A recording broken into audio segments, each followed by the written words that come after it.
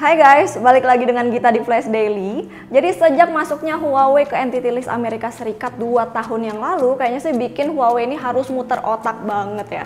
Nah, akhirnya di tahun ini Huawei memperkenalkan Harmony OS versi keduanya nih.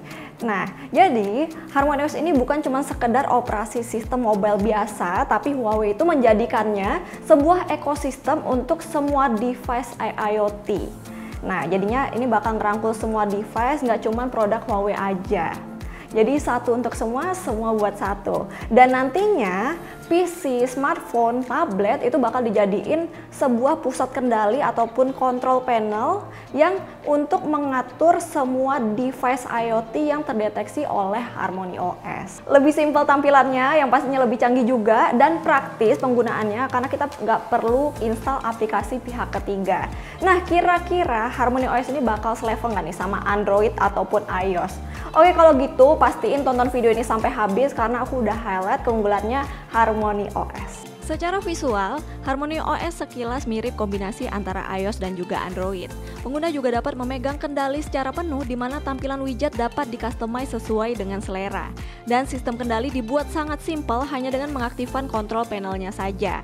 Setelah icon-icon dari device IoT terdeteksi, cukup di-tap maupun di-drag ke icon smartphone, perangkat pun akan otomatis terkoneksi. Saat ini, Huawei sudah banyak bekerja sama dengan brand produk gadget maupun home appliance supaya semakin banyak support untuk ekosistem Harmony OS ini di masa depan nantinya. Setelah mengaktifkan kontrol panel, kemampuan fitur baru konektivitas untuk super device-nya ini juga patut diakui naik level. Dengan segala kepraktisan, tidak perlu menginstal aplikasi pihak ketiga karena semua yang dibutuhkan pengguna sudah tersedia di home screen. Misalnya, saat terkoneksi dengan kulkas maupun microwave, pengguna dapat mengatur temperatur suhu hingga timer melalui smartphone saja bahkan dari jarak jauh sekalipun.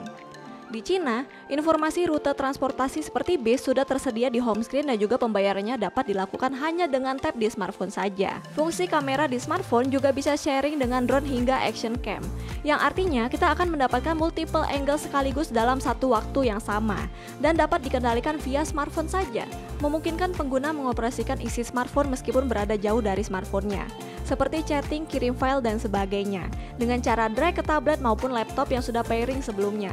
Fungsinya hampir mirip dengan remote jarak jauh. Sesama PC, tablet, dan smartphone yang terkoneksi juga bisa sharing file satu sama lain dengan seamless hanya dengan point dan drag saja. Dua hal lagi yang gak kalah penting dibandingkan iOS maupun Android. Efisiensi CPU dan GPU pada Harmony OS diklaim lebih hemat daya dan juga efisien. Kemudian, security sistemnya lebih aman, bisa dipantau melalui watch face ataupun smartwatch, ditambah adanya keamanan ganda, authentication dengan device lainnya. Menurut kami dan kami pun percaya kalau kedepannya Harmony OS ini bakalan jadi ekosistem yang terbaik buat warga Tiongkok. Dimana kita tahu sendiri ya kalau di Cina itu semua sistem dan jaringannya itu udah terintegrasi dengan sangat baik. Nah, gimana nih kalau misalkan Harmony OS pengen ngeluasin pasarnya ke global? Menurut kami juga ini masih jadi perjalanan yang panjang banget, dimana kita tahu sendiri ya, di negara lain itu gaya hidup dan juga culture-nya beda banget, apalagi buat nerima ekosistem yang baru itu masih susah, terutama bagi mereka itu yang udah terbiasa banget sama ekosistemnya iOS ataupun Android. Yang pastinya kedepannya Huawei sendiri masih banyak tantangan buat ngajakin para developer maupun produsen aplikasi dan juga games buat gabung ke Harmony OS. Tapi yang perlu kita tahu juga kalau Harmony OS ini potensi pasar terbesarnya masih di wilayah Cina aja.